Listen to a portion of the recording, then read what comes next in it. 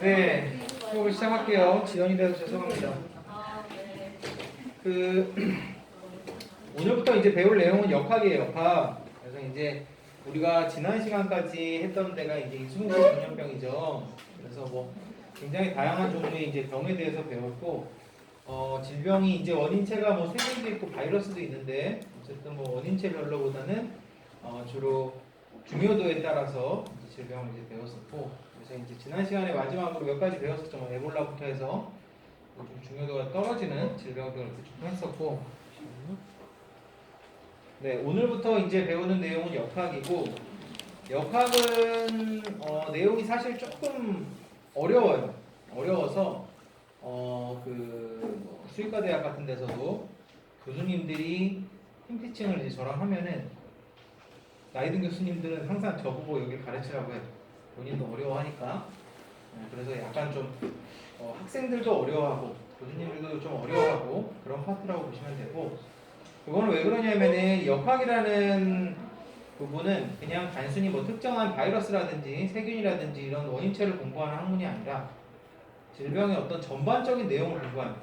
그래서 코로나라고 하면은 뭐 코로나 바이러스의 특징, 그다음 뭐 치료 뭐 이런 거에 대해서 공부한다기보다는 코로나 바이러스가 어떤 식으로 전파가 되고 어떤 식으로 뭐 제어가 되고 어떤 식으로 예방이 되는지 약간 좀 되게 넓은 관점에서 봐요. 그러니까 숲을 본다기보다는 약간 나무를 본다기보다는 약간 숲을 보는 느낌으로 한다고 보면 되고, 그 요새 뭐 코로나가 뭐 앞으로 뭐 감소세가 어떻게 될 것이다, 피크를 찍을 것이다 이런 예측 같은 것들이 나오잖아요. 뉴스 같은 데 보면 그런 내용들이 사실은 다 역학의 내용에 이제 기반한 내용입니다. 그래서 좀 생물학적인 그리고 의학적인 내용, 수의학적인 내용 외에도 약간 좀 모델링이라든지 컴퓨터라든지 약간 통계 같은 내용이 좀 들어가다 보니까 어려워하는 부분들이 굉장히 좀 있어요. 우리는 뭐 그렇게까지 자세하게 배우진 않을 거고, 여기서 배우는 이제 역학 내용은 제가 너무 어려우니까 내용을 좀 편집을 많이 했어요. 여러분들에서 배우는 내용은 조금 쉬울 거지만 그래도 여전히 내용이 조금 복잡하고 어려운 부분이 있을 것 같고, 일단은 제가 그 역학 내용 중에서 좀 어려운 내용을 일단 빼긴 했는데, 뭐 어쨌든 여러분 이제 들으시면서 좀 헷갈리거나 뭐 좀 어려운 부분이 있으면은 저한테 이제 말씀을 해주시고, 자, 역학은 이제 영어로는 이피디미올로지라고 해요. 아니면 에피디미올로지 뭐 이런 식으로 이제 표현을 하게 되고, 그 공중보건학이라는 학문이 그때 말씀드렸듯이 개개별로 치료를 한다든지 그런 데 포커스를 둔 학문이 아니라 전체적인 집단을 대상으로 한다 그랬죠. 집단을 대상으로 하면서도 치료보다는 예방을 포커스로 한다 그랬어요. 그래서 지금 이제 역학을 배울 때 있어서 딱 예로 들만한 게 코로나 바이러스. 하도 이제 여러분들이 이제 코로나를 하면서 뭐 좀 역학에 관련된 그런 내용들을 좀 뉴스를 통해서 들었기 때문에 제가 이제 코로나를 예를 많이 들 거고, 자, 역학이라는 것은 인구 단순히 그냥 개인이 아니라 인구 집단에 대한 건강 상태. 건강 상태라고 하면은 질병이나 상해나 혹은 뭐 건강 증진 뭐 다 비슷하겠죠. 그 건강 상태의 분포와 그 결정 요인을 탐구하는 학문. 자, 그래서 예를 하나 들면은, 자, 역학은 범위가 엄청나게 넓어요. 그냥 단순하게 이렇게 한마디로 표현하기는 쉽지가 않고, 자, 인구 집단의 건강 상태라는 게 건강할 수도 있고 질병에 걸렸을 수도 있고, 질병이라는 거는 전염성 질병도 있고 비전염성 질병도 있단 말이에요. 코로나는 전염성 질병이지만 암에 걸렸다, 그건 비전염성 질병이고, 그러면은 인구 집단에서 가령 우리가 폐암에 대해서 한다. 그러면은 폐암에 걸린, 폐암이라는 특정한 질병에 걸린 어떤 인구의 분포를 조사를 하고, 그러면은 폐암을 일으키는 결정 요인이 어떤 게 있겠어요? 담배가 있고, 그 다음 뭐 가정에서 사용하는 뭐 어떤 뭐 잘못된 배기 시스템이라든지 요리를 너무 많이 한다든지 불을 많이 쓰는 사람이라든지 아니면 뭐 간접부경에 노출된 사람이라든지 뭐 이런 것들이 있을 거 아니에요? 그런 것들에 대해서 어떤 결정 요인들을 갖다가 탐구를 하고, 나아가서는 앞으로 어떤 사람한테서 폐암이 증가가 되겠다, 어떻게 예방을 하고 어떻게 교육을 해야 된다, 어떤 사람이 좀 위험도가 있는 사람이고 이런 어떤 이런 위험한 거에 노출이 되면은 발생될 확률이 높아진다, 그런 것까지 이제 탐구하는 학문이라고 보시면 됩니다. 단순히 제가 폐암을 하나 예로 들었지만 폐암뿐만 아니라 말씀드렸듯이 뭐 코로나라든지 아니면은 뭐 동물 질병 같은 것들, 전염병 같은 것들 그런 것들 이제 다 포함해서 그 건강 상태의 분포와 그 결정 요인을 이제 탐구한 학문이라고 보시면 되고. 자, 그래서 이 내용 이제 뒤에 다시 나와요. 그래서 디스트리뷰션이라는 게 분포예요, 분포. 어떤 식으로 분포가 되어 있는가. 이 분포에 대해서 하는 학문이 뭐 보면은 뭐 디스크리티브 이피디오멀로지 뭐 이렇게 되고, 그래서 뭐 이게 무슨 분석 역학이 있고 기술 역학이 있고 뭐 이런 것들이 조금씩 달라요. 디터미넌트라는 거는 결정 요인이에요. 원인이라는 거죠, 한마디로. 이런 거 분석 역학이라고. 요건 뒤에서 다시 배우니까 나중에 설명을 드리겠습니다. 그래서 어떤 거를 이제 배우고 어떤 거를 포커스를 맞추냐에 따라서 조금씩 달라질 수 있고. 자, 역학의 목적에 대해서 보면은 발생 원인이 알려진 질병의 기원을 규명한다. 자, 그래서 어떤 질병 같은 경우는 발생 원인이 알려져 있죠. 뭐 바이러스인지 세균인지 그렇게 알려져 있더라도 어디서 지금 시작이 됐고 어떻게 퍼져나가는지 그런 것들을 규명하기도 하고, 아예 알려지지 않은 질병을 조사하고 관리한다. 코로나 같은 경우는 처음에는 알려지지 않았죠, 전혀. 사람들이 막 폐렴에 걸리고 막 캑캑대다가 죽고 그러는 걸 보니까 어떤 질병이 전파되고 있다는 거를, 전염되고 있다는 걸 확인한 거죠. 그런 거에 대해서 조사하고 관리하고.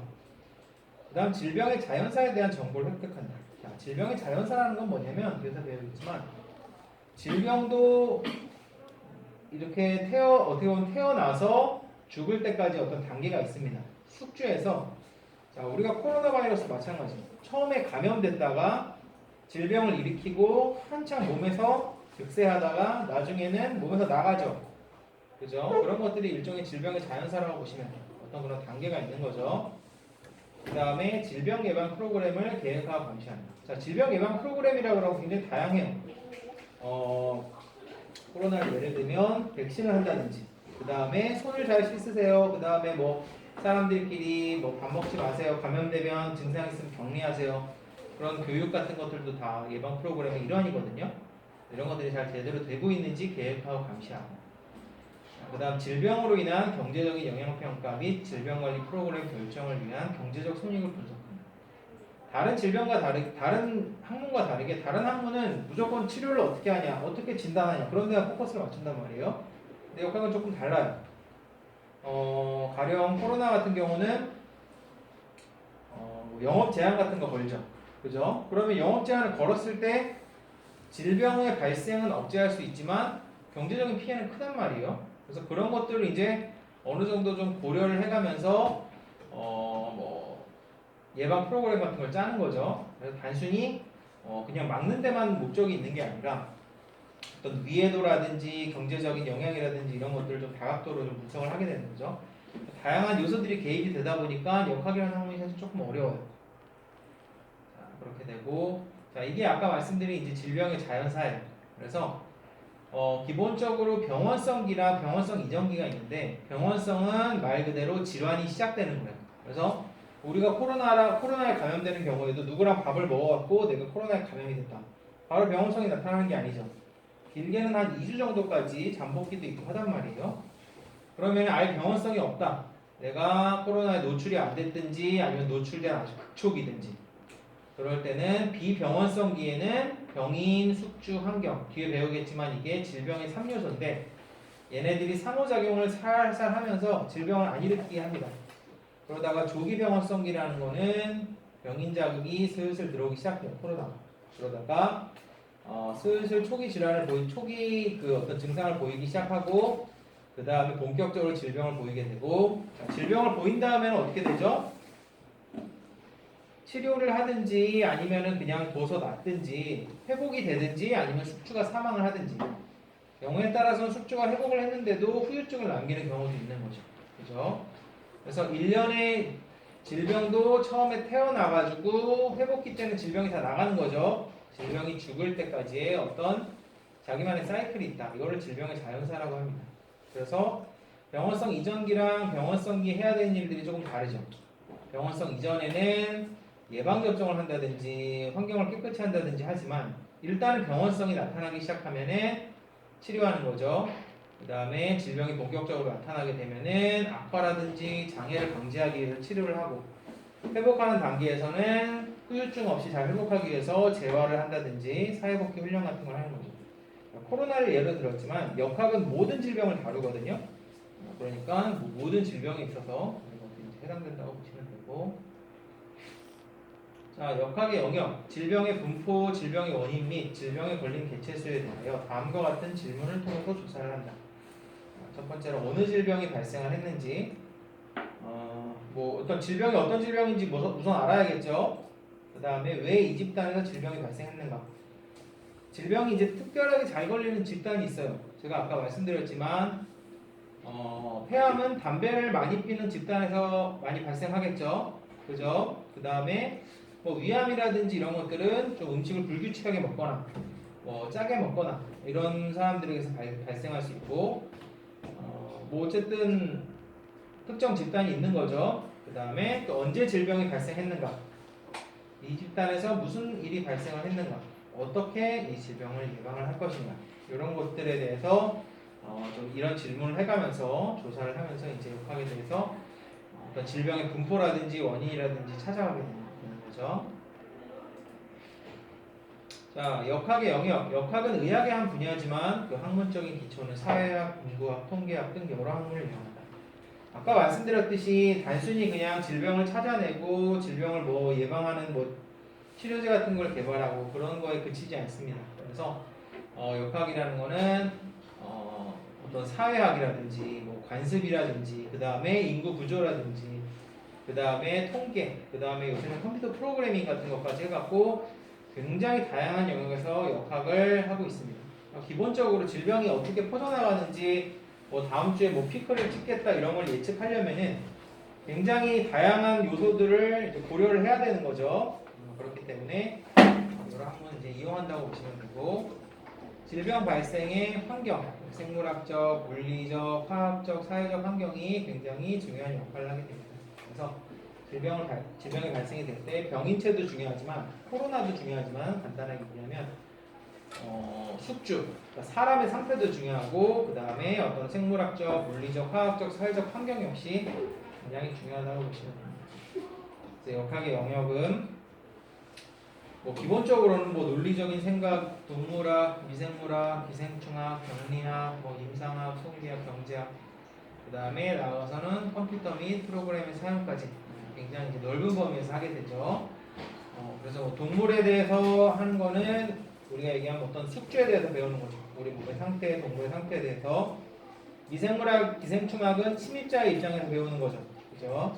그래서 기생충이라든지 세균이라든지 바이러스 같은 것들이 몸에 침입해서 질병을 일으키는데 그런 것들에 대해서 이제 배우는 거고, 그 다음에 병리학은 어떤 그 질병의 결과, 몸에 이제 어떤 병변 같은 걸 형성을 하는 거죠.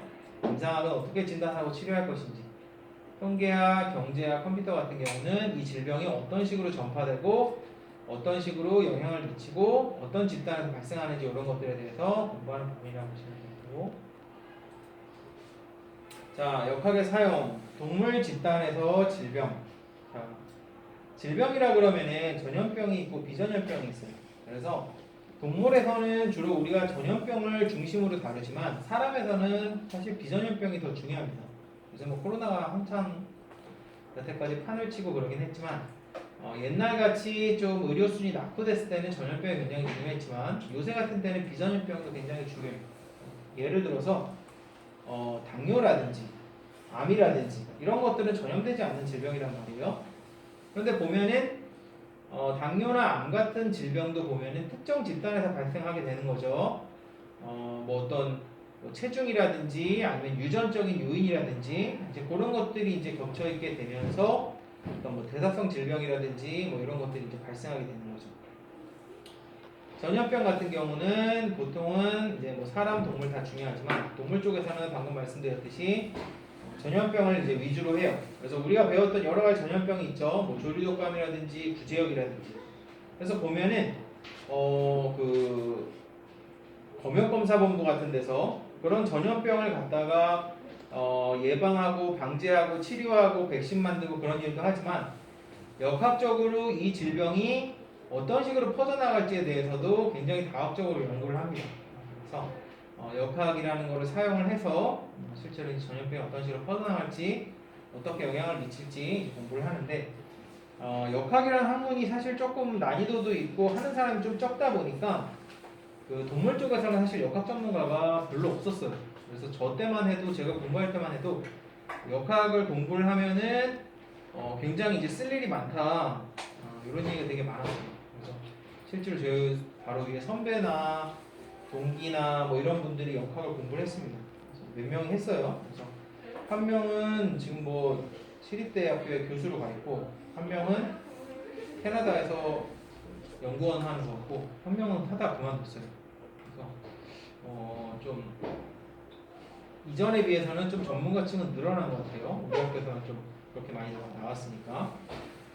자, 그 다음에 원인체를 규명하고, 자, 그러면은 뭐 동물이 어떤 증상을 보이고, 뭐 어떤, 질병의 징후를 보이게 되면은 그게 원인체가 뭔지, 원인체가 우리가 아는 거면은 아는 방법으로 진단하면 되지만, 모르는 거면은 새로운 방법으로 진단해야겠죠. 그 다음에 어떤 방역 프로그램 같은 걸 이제 수립을 하는 거죠. 어떤 식으로 막을지. 구제역 같은 경우는 어때요? 그때 보여드렸지만 차 들어오는 거 다 막고, 그죠? 들어오는 거 전부 소독하고 그런 식으로 이제 왔다 갔다 하는 것들 다 막아서 방역 프로그램을 수립하는 거죠. 그 다음에 질병에 대한 감시, 추적 보고 및 도축장 보고. 질병을 감시하고 추적하고 뭐 도축장에서 질병 같은 거 이제 나오는 것도 확인을 하고, 질병관리 프로그램의 계획, 협조, 평가. 동물 집단의 건강과 생산 증진.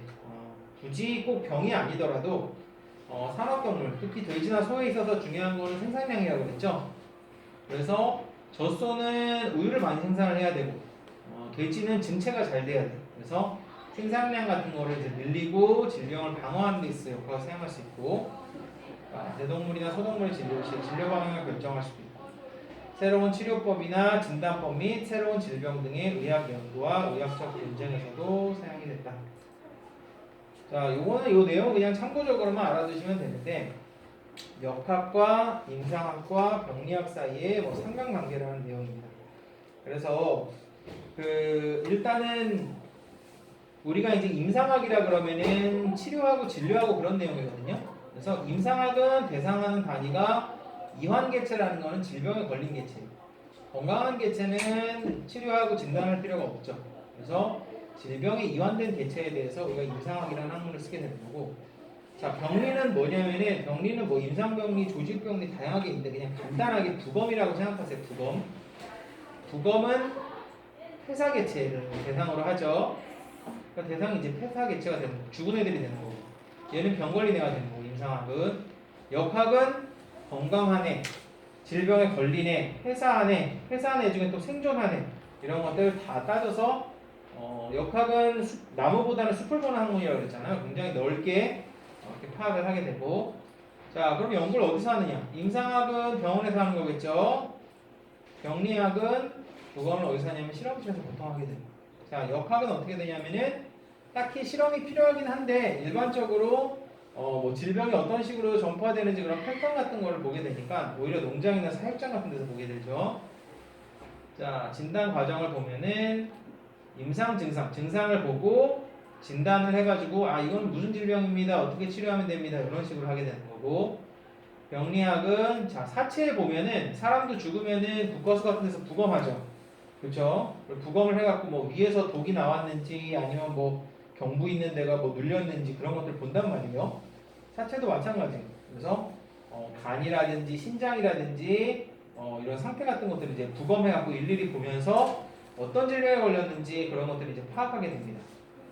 자, 역학 같은 경우는 한 마리 한 마리 죽고 살고 그런 게 문제가 아니라 전반적인 질병 발생이 얼마나 많이 발생이 되는지, 패턴은 어떤지, 그런 것들에 대해서 좀 폭넓게 공부하는 부분이라고 보면 되고, 의문적인 내용에 있어서 임상학에 있어서는 진단하는 거랑 처치하고 치료하고 이런 것들이 이제 중요한 부분이라고 보시면 되고, 병리학은 부검을 해서 제일 찾고자 하는 거는 원인이에요. 원인. 그래서 얘가 뭘로 죽었는지, 물리적인 뭐 타격에 의해서 죽었는지 아니면 독소에 의해서 죽었는지 질병에 의해서 죽었는지, 그렇죠?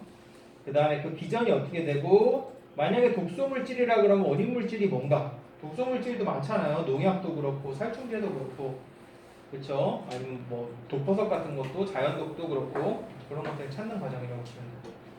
자, 역학에서는 어떤 질문을 할 수 있느냐? 일단 빈도, 그 다음에 이 집단 발병의 본질, 원인은 어떤 것이 있는가? 그 다음 어떤 숙주 특성이 중요한가? 이게 뭐 소가 걸리는 건지, 돼지가 걸리는 건지, 같이 걸리는 건지, 어디서 언제 발병을 했는가? 자, 이런 것들을 알아야지 질병이 어떻게 퍼져나가는지 알죠? 질병의 직접 또는 간접 결정인자들은 발병을 왜 하는지, 그 다음 어떤 식으로 처치하고 예방할 것인가? 그런 것들에 대해서 폭력 있게 물어보게 되는 거죠. 자, 질병 발생과 예방. 이제 본격적으로 이제 어떤 역학에 대해서 이제 공부를 하게 되는데, 질병 발생과 예방에서 이제 질병의 개념. 질병은 결코 임의로 발생하는 것이 아니며 여러 요인들에 의해서 발생되지만 주로 숙주, 병원체 및 환경의 세 가지 주된 요인이 상호작용에 의해서 발생됩니다. 자, 이 개념은 굉장히 중요한데 질병이라는 것은 그냥 우연히 그냥 발생되는 게 아니에요. 병원체랑 숙주랑 환경 이 세 가지가 좀 균형을 이루는 상태인데 평소에는 이 세 가지가 균형을 이루는 상태인데 어떤 요인인지 몰라도 균형이 딱 깨지는 때가 옵니다. 그렇게 되면서 질병이 증가하든지 감소하든지 하게 되는 거죠. 사람이 이제 코로나에 이제 감염이 됐다. 그러면은 이거 원인은 코로나고 내가 그 사람이랑 밥 먹어서 그렇게 되고 원인체는 다 코로나다라고 생각할 수도 있겠지만 그거보다 조금 더 복잡해요. 단순히 코로나에 감염돼서 그런 게 아니라 나의 면역 상태도 굉장히 중요한 거죠. 내 면역 상태가 코로나를 이길 정도로 높지 않기 때문에 감염에 된 거죠. 그렇죠? 그래서 단순히 그냥 병원체 작용뿐만 아니라 숙주라든지 환경이라든지 이런 요인까지 굉장히 복잡하게 고려가 된다고 보시면 됩니다. 자, 그래서 이게 보시면은 질병을 발생시키는 요인이라고 보는데 세 가지. 하나가 숙주. 숙주라 그러면은 병에 걸리는 동물이나 사람을 의미하는 거죠. 코로나로 치면 코로나에 감염된 사람이 되는 거죠. 원인체는 코로나 바이러스가 되는 거죠. 그 다음에 환경 요건이라는 거는 말 그대로 환경 요건이에요. 숙주가 밥을 잘 먹었나, 영양 상태가 괜찮나, 기후는 어떤가, 환경은 어떤가, 스트레스는 안 받았는지 그런 것들이고 사람은 그런 환경 요건이 엄청나게 차이가 나는 건 아니겠지만 동물은 좀 다르죠. 동물은 어때요? 뭐 사람도 어떤 선진국에 사느냐 후진국에 사느냐 아니면 생활 수준이 좋냐 나쁘냐에 따라 다르겠지만 동물은 조금 더 극단적이죠. 그러니까 동물은 굉장히 지저분한 환경에서 자라나는 소나 돼지도 있을 것이고 탁 트인 뭐 어떤 초원 같은 데서 풀 뜯으면서 편하게 지내는 애들도 있을 거란 말이에요.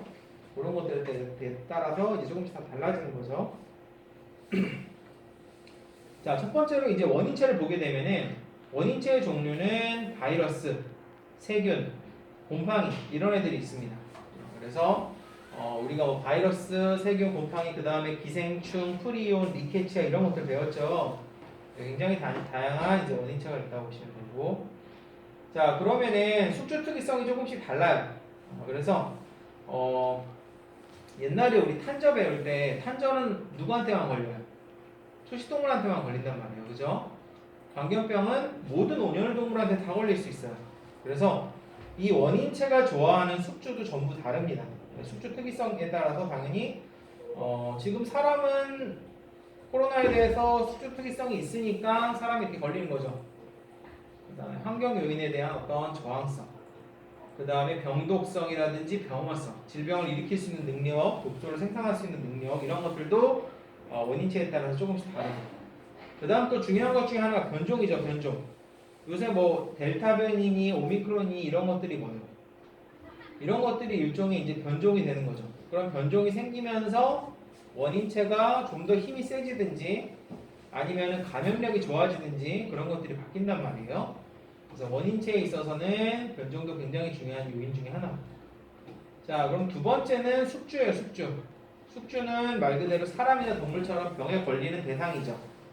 그러면은 기본적으로는 어떤 유전적인 형질에 따라서 병에 걸리는 수준이 달라지죠. 그래서 어떤 사람은 유전적으로 가령 뭐 인종에 따라서 조금씩 다르죠. 뭐 황인종에 따라 다르고 뭐 아시아도 뭐 그냥 동남아시아냐, 동아시아냐, 중앙아시아냐 이런 거에 따라서 형질이 조금씩 다르고 동물 같은 경우는 어때요? 종에 따라서 다르단 말이에요. 요쿠시와 걸리는 병이랑 뭐 셰퍼드가 걸리는 병이랑 조금씩 다르듯이 자, 그 다음에 면역이 돼 있느냐 백신을 맞았는가 아니면은 내가 이 질병에 전에 걸려봤는가 그런 것들이 있겠죠. 코로나 같은 경우도 백신을 맞았든지 그 전에 코로나에 감염이 되어 있었으면은 면역이 되는 거죠. 그죠? 그 다음에 이제 성별에 따른 차이도 있고 그죠? 뭐 남자가 잘 걸리는 병이 있고 여자가 잘 걸리는 병이 있고 동물에서는 암컷이 잘 걸리는 병이 있고 수컷이 잘 걸리는 병이 있고 생식기 쪽의 질병은 그런 것들이 훨씬 명확하죠. 그런데 꼭 그쪽 질병이 아니더라도 뭐 가령 뭐 갑상선암 같은 경우는 여자가 더 잘 걸리는 편이죠. 이런 식으로 성별에 따라서 어떤 질병에 대한 감수성이 다르다고 보시면 되고 자 연령은 되게 중요한 요소죠. 자 코로나도 나이가 많은 사람들 면역력이 많이 떨어진 사람이 잘 걸린단 말이에요. 코로나는 좀 특이한 편이지만 일반적으로 나이가 너무 어리거나 나이가 너무 많으면은 질병이 잘 걸립니다.